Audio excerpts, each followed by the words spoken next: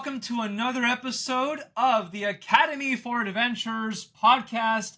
My name is Mauro Schiavo, and I am your host. And today we have, as always, a very special guest, a foremost author, Allora Lee. How are you, Allora?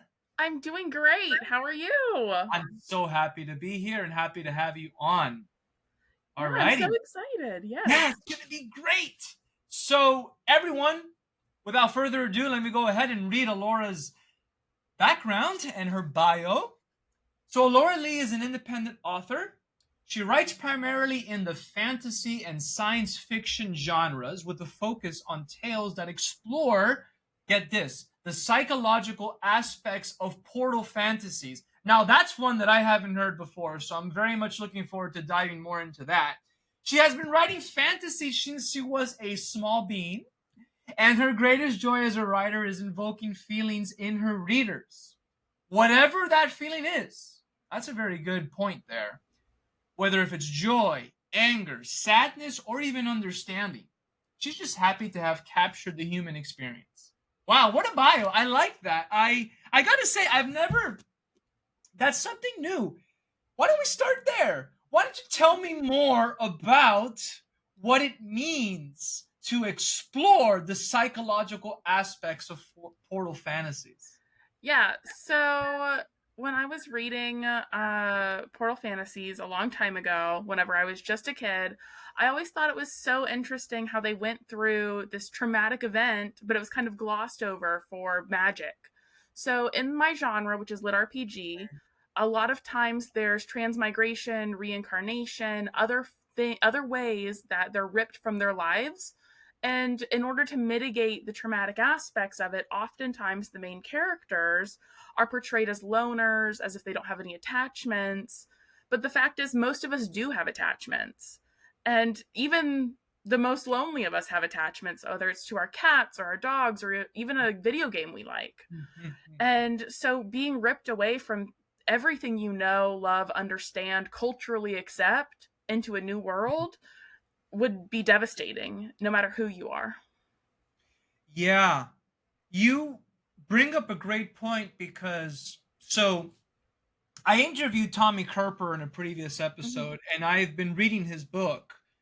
And one of the things that, he dives into it a little bit about how, you're in a new world, and the first thing the characters say is like, well, all right, let's get back home, But oftentimes, the characters themselves, maybe out of necessity or what have you, like, they very quickly say, okay, like, we're here, like, we got to make the best of it, But you're saying that in your particular work, you like to say, well, wait a minute, like, what about the fact that, you just left everything behind? And it's like, that must be rough. That must be really rough.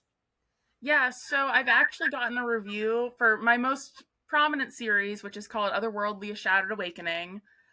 This is going to make you laugh or make you cringe, I'm not sure. But it says it's like chewing shards of glass in a good way. Okay. So it hurts, but it's worth it. So it hurts, but it's worth it. Okay. Because it's all about the healing process of it's basically about grief, right? And so for some people who aren't really ready to handle those kinds of heavy feelings, this book is not for them. But for others who love to see exactly what is the human experience in a fantasy world, this helps with that as well, because it shows a lot of real issues that people go through on a day-to-day, even though in the day-to-day you're not losing everything all at once. You lose it piece by piece. I see. Okay, so you very much tap into the emotional aspects of, like, this is not a small issue. This is definitely like a mind-blowing experience. Okay. So you've been writing for a long time, and if you don't mind sharing, what was the impetus? Like, what got you writing, and specifically, why this genre? Like, why lit RPGs, and why the heavy emphasis on the psychological aspect? Okay, so those are actually 3 separate questions, which I'm happy to answer all 3. Let's go one at a time. Yeah. So we'll start with what got me started writing. Well, when I was young, I loved books. Even like as young as 8, 9 years old, I was consuming books nonstop. I'd go to the library, get more books, read them all, go to the library, get more books, read them all on repeat. And then one day I was like, well, what if I have an idea? What if I did that? So I was 10 or 11 when I started writing. And now it wasn't, the next great American novel. I was 10 years old. Are you sure? Like it could have been, You're going to write your best work at 10? No, fortunately not. And then later on, about 5 years ago, I started reading Lit RPG, which for anyone who doesn't know, is, well, if you had Tommy on, you probably talked about it, right? A little bit. Yeah. Yeah. So it's the video game mechanics inside of a novel. And I'm an avid, I love role-playing games. So Yeah. For our audience, so RPGs is an acronym for role-playing games, and those are typically adventure games where you will have either a character which you embody, or you yourself make the character, you customize that character, so on and so forth. Yeah. So this would be the book equivalent of a game, like kind of like those choose your own adventure stories. No, not like a choose your own adventure book. Not like you want to choose. Okay. So you are not choosing what the character's doing. You are watching as a video game screen qualifies and quantifies what they're doing for you. Interesting. So they're leveling up as they go. So it gives you that nice little dopamine hit of like, if you watch the Let's Play video game YouTubes, it's like that. So you're like watching the main character go through life with a video game like system. And if you're reading I'm Not the Hero, that's very much what a lit RPG is. You're not interacting with the video game. It just exists in the novel as well. I see. Okay. So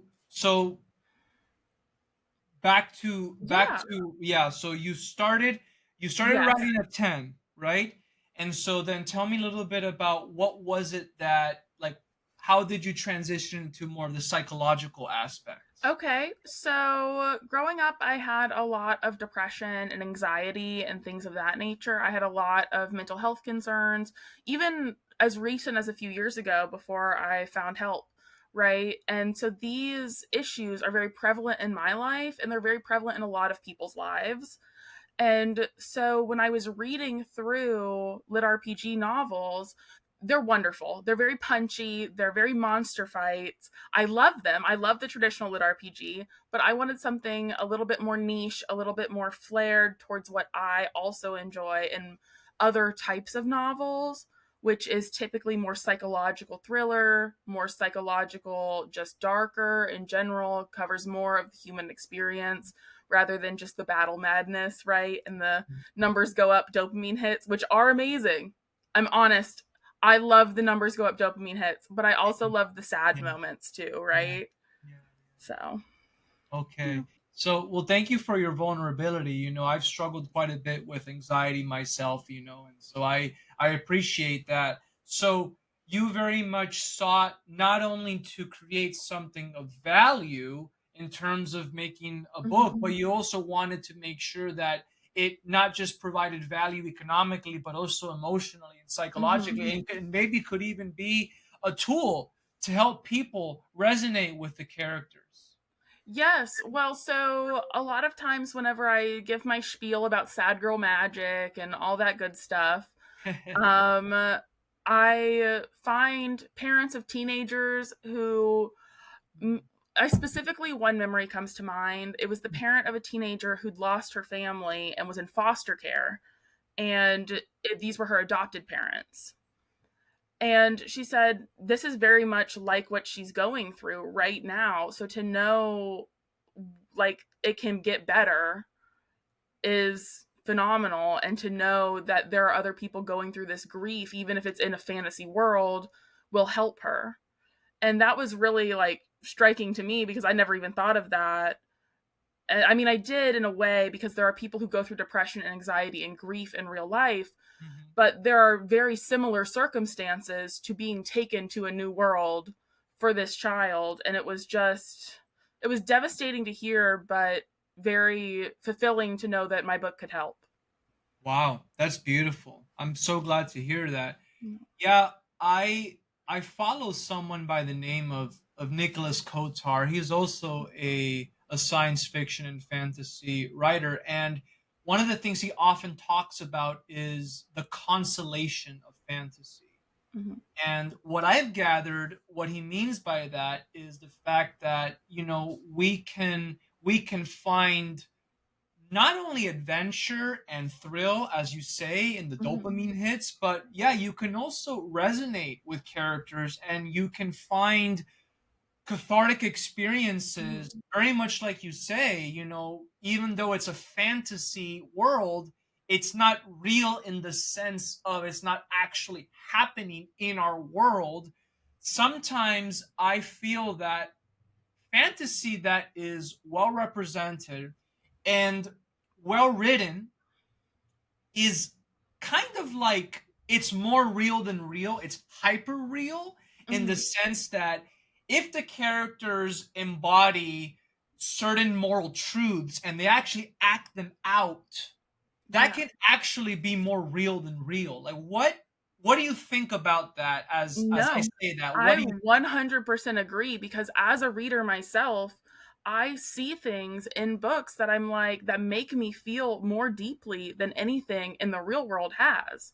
Like, you connect so wholly with these characters when they're well written, when they are well rounded.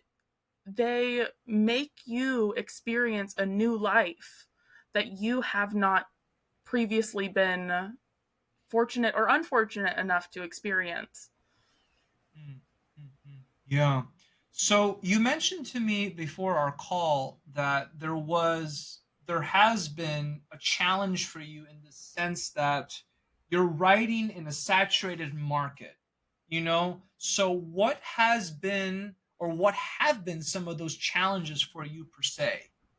So, when I first started writing the lit RPG genre, it's important to know it was actually less saturated then than it is now, because it's gotten more popular. It's really boomed with that. And in that, I've started a second series called A Burned Heart. And A Burned Heart's more traditional. It's more of a punchy lit RPG. It does explore the psychological aspects of battle madness and what that really would mean for a frontline fighter, and how it would impact their reactions with other characters. But in that sense, it's not technically unique enough to stand out amongst everything. There's no gimmick other than it goes deeper into what it would really mean to have that battle madness. And not to say it's done poorly, that's not what I'm saying. It's just, it's harder to get your footing without the skill to back it up. And even with the skill in this market, it's very difficult to get the exposure that you want unless you already have a pre-established audience like I do. Okay. So it's just more difficult now than it was back then. And with Otherworldly: A Shattered Awakening, it was its own niche. It covers the sad girl magic, right? That's what I call it. It's my favorite term for it. Well, tell me more about that term. Why that term and what does it mean? So I call it sad girl magic. One, because Nora's sad. Two, she's a girl and she has lots of magic. But really what it means is Nora is going through the stages of grief. And so she comes off as just a whiny sad girl at first. And she uses magic as a kind of coping mechanism. So it, in a way, but she comes from a world of magic. So to her, it's not new and shiny. It's just what she's always done. I see. Okay. Yeah. Okay. Then I have Mad Girl Magic, and that's just Freddy being punchy. Okay. So it's interesting because oftentimes what I've noticed is that when you're first starting any endeavor, right, it's very difficult to kind of have your own voice and really establish a niche. But to me, and you can correct me if I'm wrong, but it almost sounds like you did it backwards, because it's like you niched down, but then you went broad. Did I understand that properly? You did. So, Okay. because what I wanted to read when I was started writing was this book about a sad girl getting she was not sad before she was transmigrated. She was reincarnated into this new world and everything was taken from her, and I wanted to see what that would be like realistically. And so I wrote it. And it is my favorite. Nora is my little baby. She will be number one in my heart forever. But at some point, man, I missed the monster fights. I wanted the monster fights so bad. Yeah. Yeah. And so that's what I gave myself with a burned heart.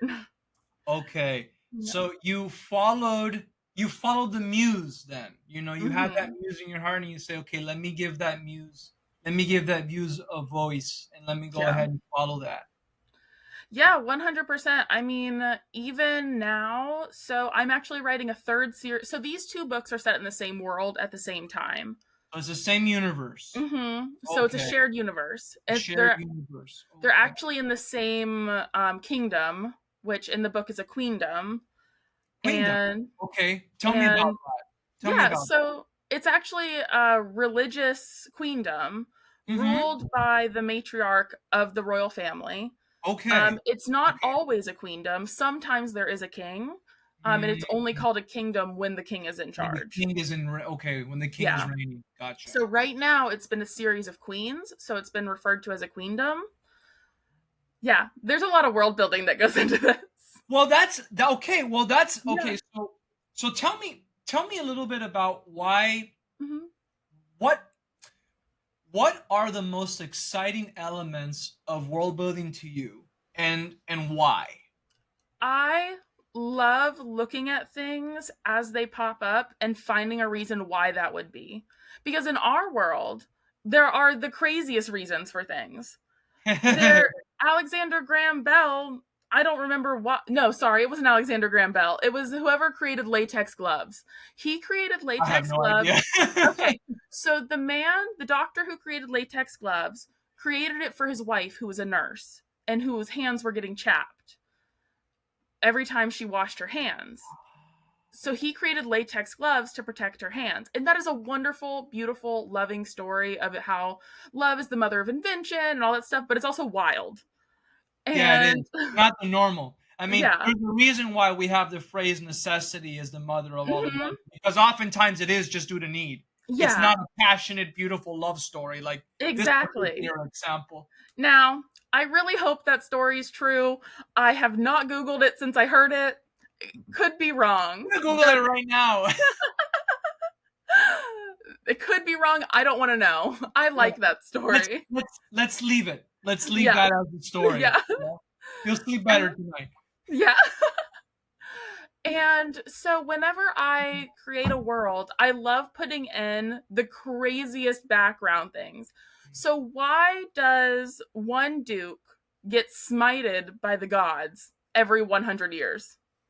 Hmm. Because his class is a farming class so powerful it encroaches on the gods' domain. Interesting. So they say every 150 years, they're like, he's been making too much fruit. Boom, lightning. We gotta nerf him. Yeah, locusts upon your fields. Wow. And Wow. and then because that is their main source of food, they have to divert that divine retribution to other areas of the queendom to protect their food, their breadbasket, right? Interesting. So that's why the Duke of Nemo is reviled, because he causes all this negative stuff to happen in the other dukedoms, but he can't be cut off because he produces the food for the queendom, right? So it's just fun to create stuff like that. Those fun paradoxes almost. Yeah. Or Yeah. contradictions, I guess is a better word for it. Okay. Okay. One of the things that I really love about world building myself is I love the cultural element. Are there any cultural elements in your stories, like languages and the foods and things like that? Yes, so because dungeons exist in my world, there's actually a culture that reviles them. They hate dungeons. At one point, they loved the things it could give them, and they viewed them as a gift from the divine. But when the divine produced a sword that could plague the whole queendom, they said, nope, that's not for us. And so the whole divine queendom, which was a religious cult that had grown large enough to be a nation, said, actually, maybe this is not a good idea to be a religious cult anymore. And so a lot of the priests and priestesses are still fighting to maintain their power in this world while the nations are actively rejecting them. Even though the gods are real, the divine beings are real. They descend, they talk, they provide miracles regularly. Interesting. They're trying to move away from worshiping them wholly and only them, and letting them lead their mortal nations. So it's very interesting how that plays into even the smallest of interactions with someone. So, and when you think of that, like when you think of how you say goodbye, that used to be God bless you, right? And things of that nature. And so you have to change how there's greetings, how they do formal events, how they do things like that. So formal events that are religious in nature have to take into account the deep history with the divines that they've had, things like that. And not everybody goes that deep all at once. I didn't go all that deep all at once. I go as needed throughout the books. It's not built until it's said there. And then it's not fleshed out until 2 chapters later. Okay, so it's a little bit of a slower dive into. Yeah. Because when you talk about it like this, it sounds overwhelming. Like, as if when you're trying to get to start writing, you have to have all this pre-planned. You don't. Those are the issues that come up along the way. And when you have the good setup for it, when you have a firm foundation, then you can go deeper into the world building, is my opinion. Okay. That's a little crafty, though. Okay. Well, that's actually, I'm glad you touched on that, because, sometimes because of the fact that I'm interviewing you, like sometimes newer authors or novice authors or people that are even thinking about writing will listen to this, say, okay, well, what can I glean from this? Like, if you had to give one piece of advice, what would you give to a new author that's just like they haven't even written a page yet? Write it bad. Write it bad. I love it. Write it bad. Write it bad. You'll think it's bad the first 3 times you write it. Write it anyway.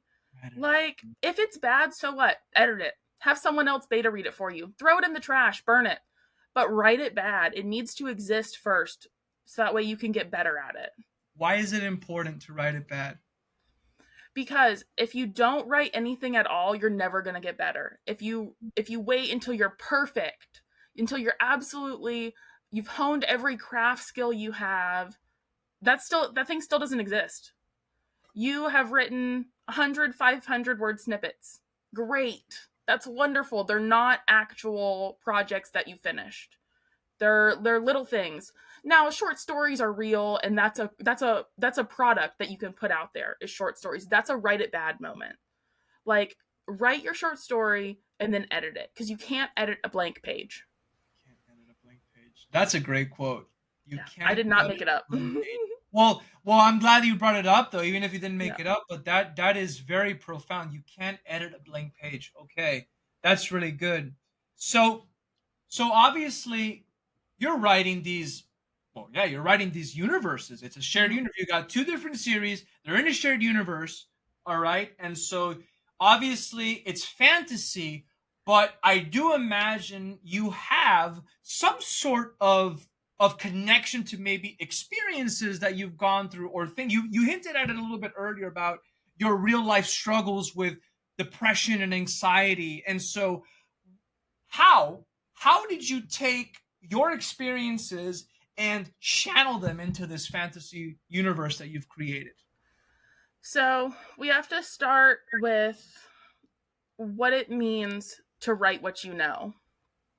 So that's oftentimes people's first bit of advice. Write what you know, not what you don't. No. But when you're writing fantasy, you can't do that, because you don't know what a fantasy world is like. You have to make it up.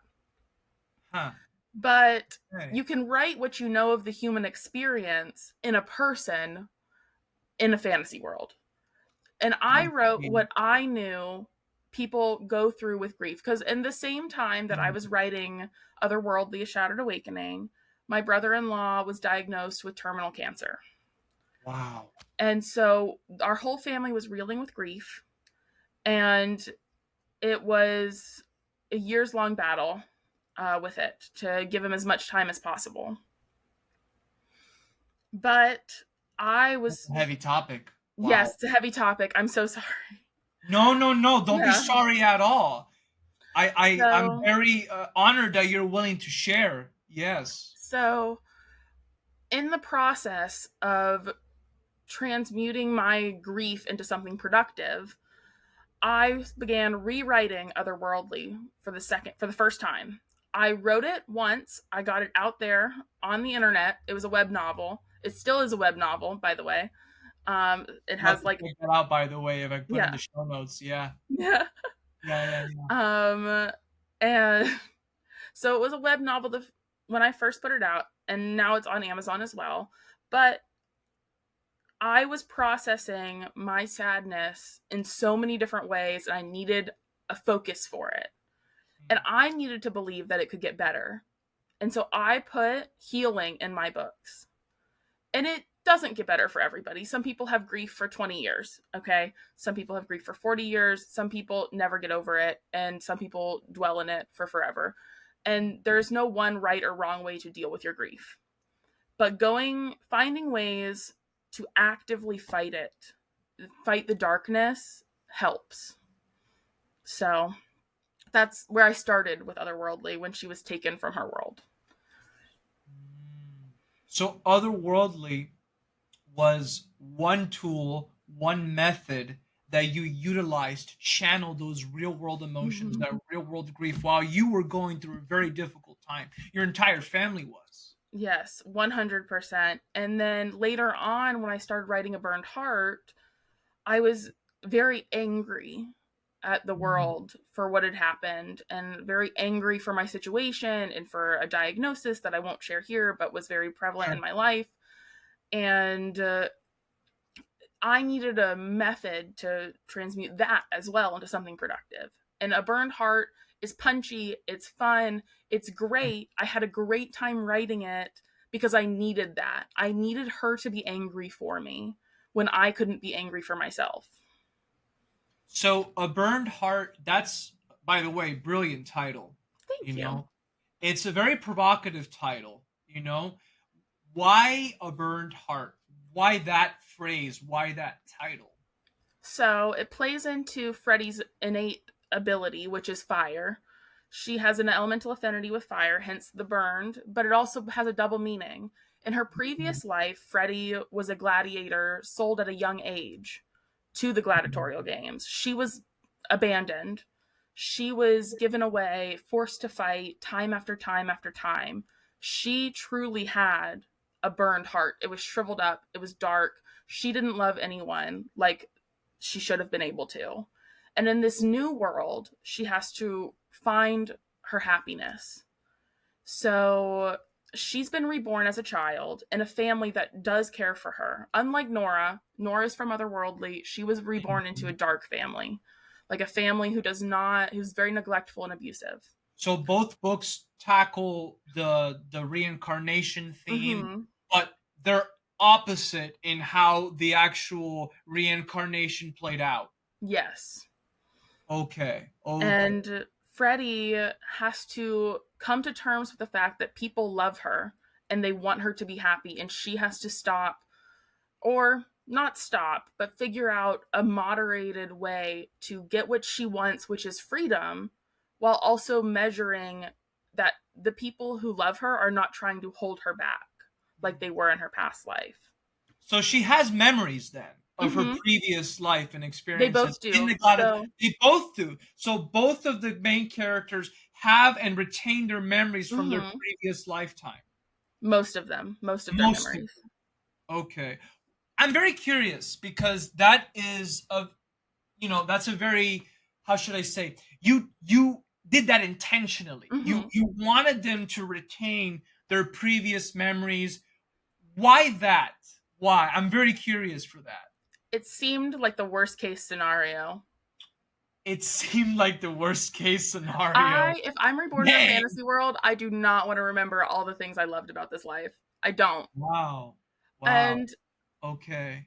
if I even just having like a memory or two that's been dulled over time would be fine, but having a whole life shoved into the brain of a child, no. And then you're taken back to being 8 years old when you were a full grown adult. That sucked the first time.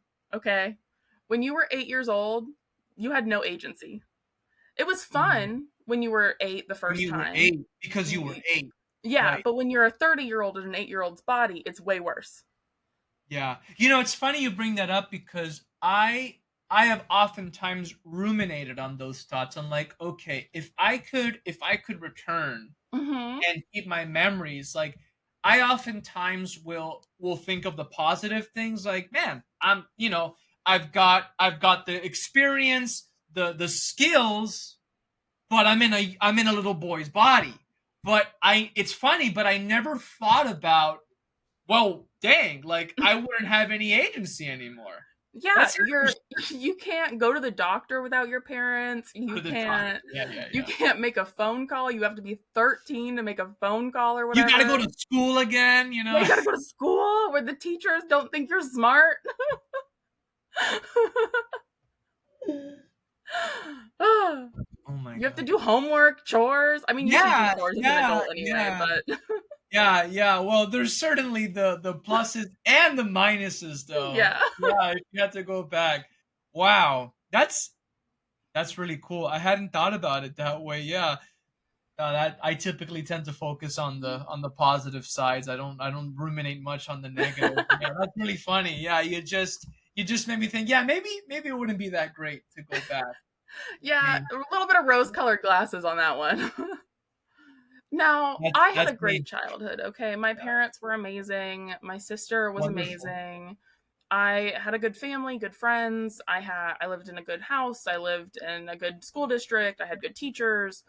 So it's been a struggle for me to really think about what would have been the worst version of my family. So because did you toy with those ideas though? I did. So I actually, my sister hates this. Really? I made the eldest sister of Nora's family the main antagonist for a couple of books. Okay. I have one older sister, okay? Okay. And I did put one scene in which she did something to me in real life in the book. You actually included it in the book. I did. Wow. Oh my gosh. And she hates it. She hates it so much she refuses to read it, actually. But I was like, I mean, now we get along great, right? Like, yeah. It's fine. Yeah, well, it's interesting because one of the reasons why I love talking to creative people such as yourself is because, it's particularly since you're a writer, is I'm one of those people that has toyed with writings, but I like fantasy stuff, but I've never published anything fantasy. But I consume fantasy content all the time. And I've oftentimes asked myself, man, like, yeah, I have some interesting stories I'd like to share, but I hadn't really thought about, well, wait a minute, like, if someone reads this, they're going to know it's about them. Like, well, maybe, maybe not, But who cares? Honestly, who cares? I mean, if they're going to get mad about it, that's on them. My sister got mad about it, and actually what she said, and I quote, "That is so on brand for you." On brand. And I said, "What do you mean by that?" And she refused to elaborate. Okay, yeah. But yes, she's actually coming into town this weekend, which is very exciting. She lives out of state, so I'm very excited. Oh, wonderful. But yeah, and we have a great relationship as adults. We had an okay relationship growing up, but we have a really strong relationship now. And so it's just funny that she still refuses to read the book because I put in the one really bad thing she did to me when we were growing up, because she's much older than I am. And so she shouldn't have done that.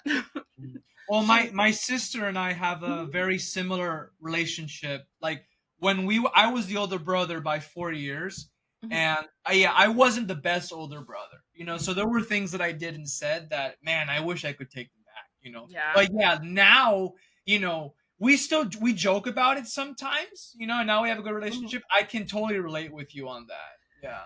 Yeah, so my sister is 7 years older than I am. Okay. So by the time I was born, she was like a full-on child.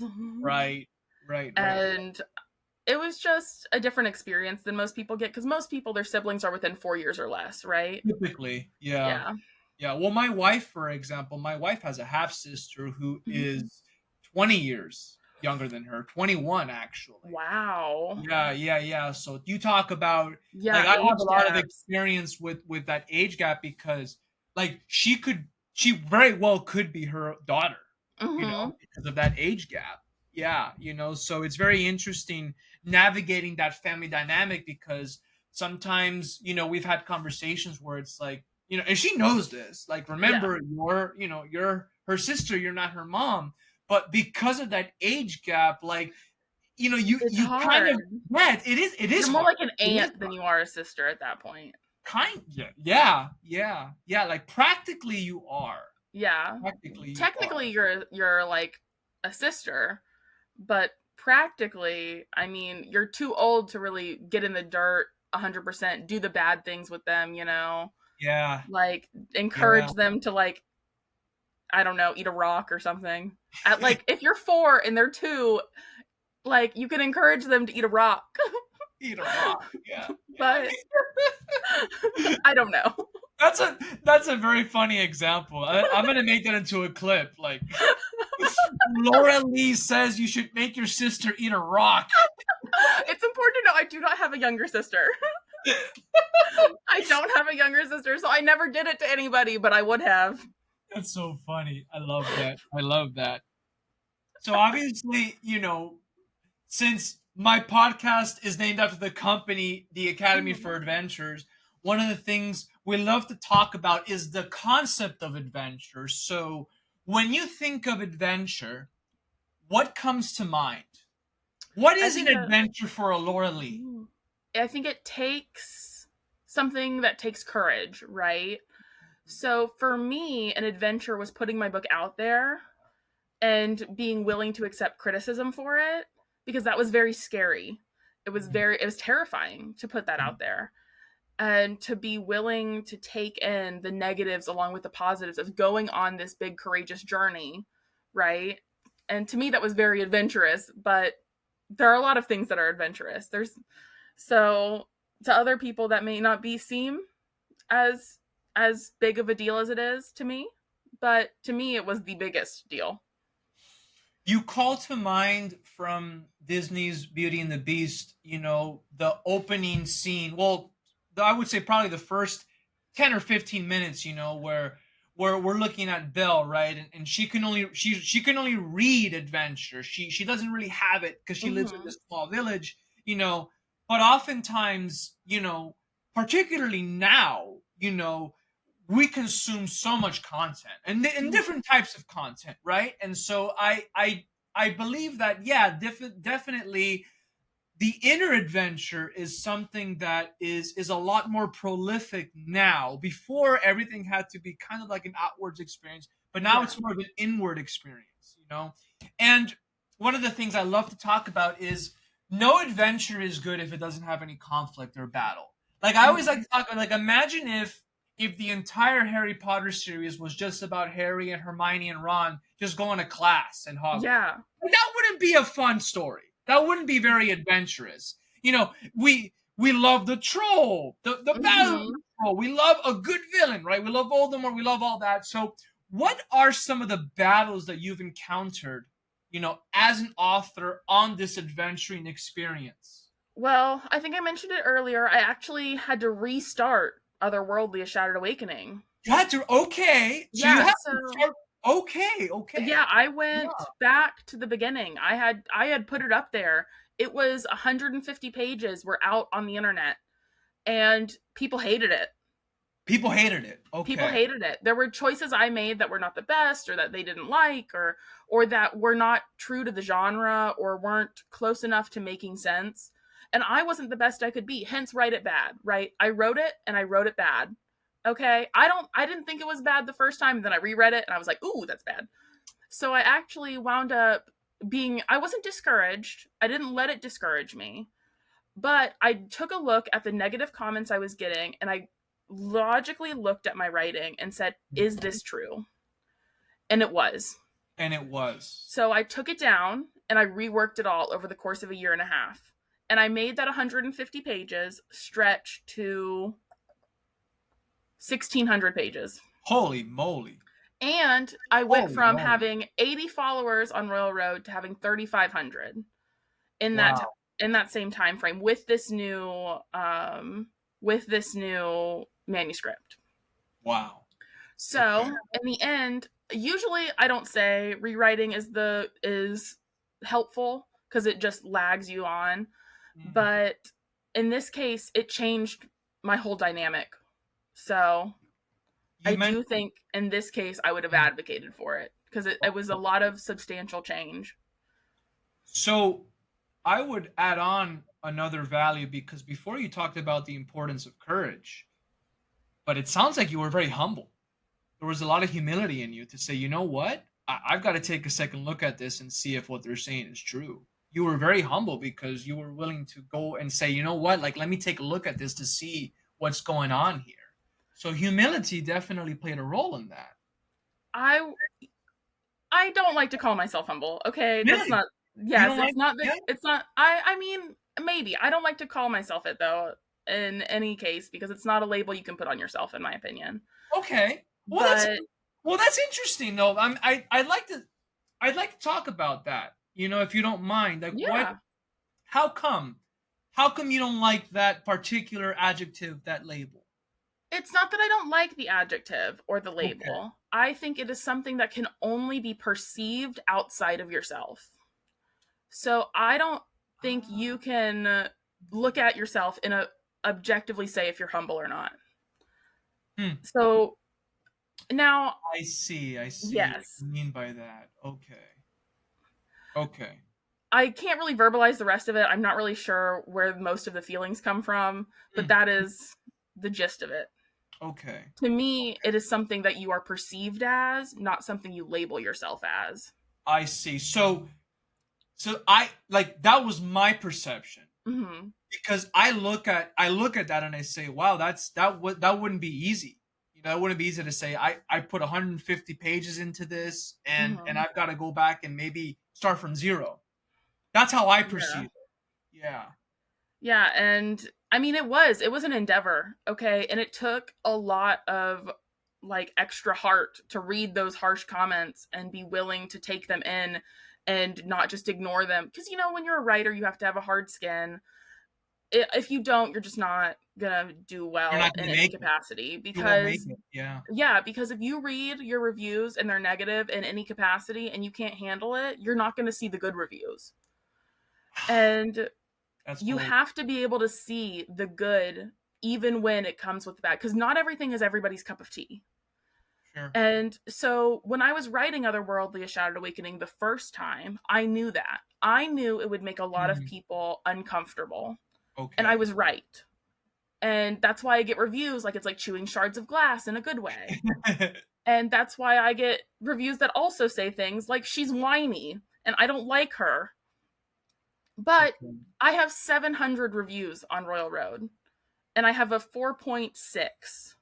So honestly, I'm not worried about them saying she's whiny anymore. So you're okay with the fact that, you know, you're never going to please everybody. That's in fact I would say if you're aiming, like, I don't think it's, because one of the things that one of my best friends and I, he was the best man at my wedding, we talk about this all the time. Like, we hate shows or any content really that there's nothing at stake, you know. And it's like, you have to be willing, because if you're not taking a hard stance on something, then you're of course you're not going to have people that disagree with you, because you're just constantly pleasant.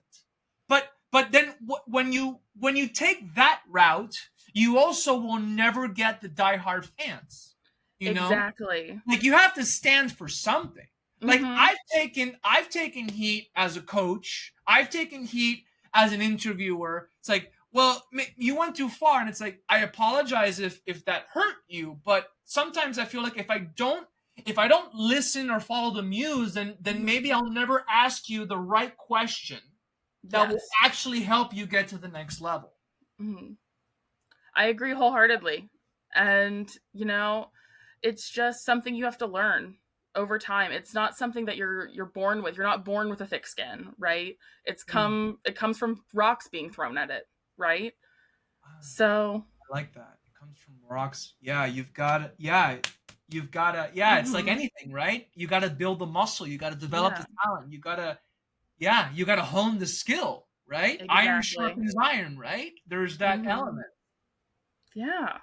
Wow. So, would you say one of the things I love to talk about is growth, right? So, obviously you go on an adventure.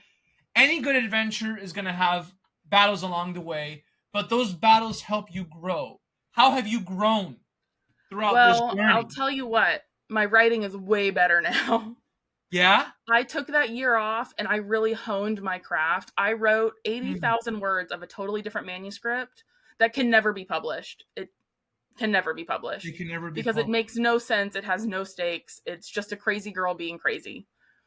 And so it can never be published. But it was 80,000 words of honing my craft in the way that I needed it for Otherworldly.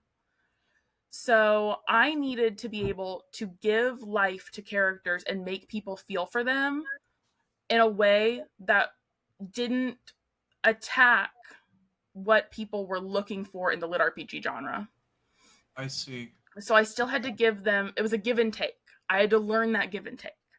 And so for me now, I feel like I've really grown in the quality of my prose, which is just, prose is anything that's not dialogue, basically. It's like a scene setting or a description or anything like that. And so I've really grown in my prose. I've grown in my dialogue, my characterization of people. My side characters are not flat. They're not. I don't think they are. Mm, I don't think they are. Let me preface that with I've never had someone say they think my side characters are flat. okay. That's good. So yes. So to me, going from something that a lot of people didn't like to something that a lot of people do was my measurement of growth, right? And it but at the inside it was the quality that I was putting out. So, Okay. yeah. And I would say last question before we talk about how people can get in touch with you Yeah. is beauty. So a lot of times, I've heard this oftentimes, like, we can argue about what's true, we can argue about what's good, Mhm. but oftentimes beauty is a softer conversation, and we can oftentimes agree on what is beautiful easier than what we can on what is true and good. Mhm. So what is beauty to you? What do you think about, human connection, relationships, and so on and so forth? So I do a lot of conventions. Let me preface with that. I see people who have read my books constantly, and it's amazing. And I write a web novel, so I can talk to them in the comments or on Discord or things like that. And it is truly magnificent to see yourself touch someone else's life in a way that Mhm. makes them care. And to go to Dragon Con in Atlanta and see Yeah. someone from the year before who bought my 2 books and wanted to come back to buy my other 2 books, and then tacked on a third book just because I wrote it, part of it.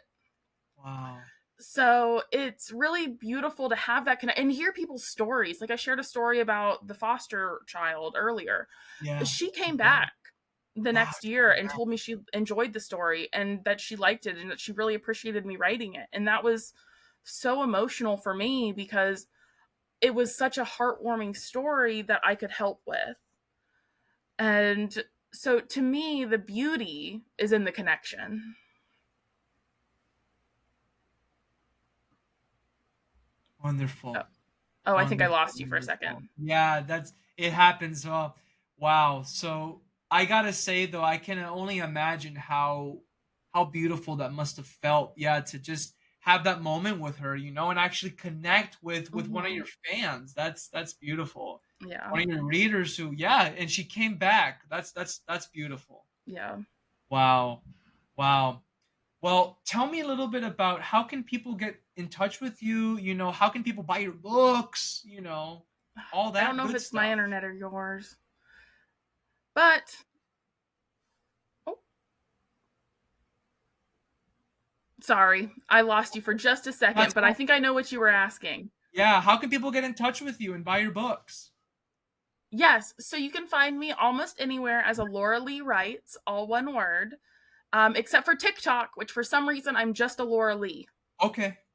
I don't know why that is, but I said it like that, so there it is. But you can also find me on Amazon under Mhm. Allora Lee. I have 6 full books out, 2 up for pre-order, and the 6 serials up. Wow. So there's a lot of content to consume if you liked how I speak and all this and what I've talked about, and there's a lot of things for you to enjoy. Wonderful. I will definitely include all that in the show notes. That's wonderful. Yeah. Man, Alora, this was such a beautiful experience. I was so thankful for your time, so thankful for your energy, so thankful for your stories.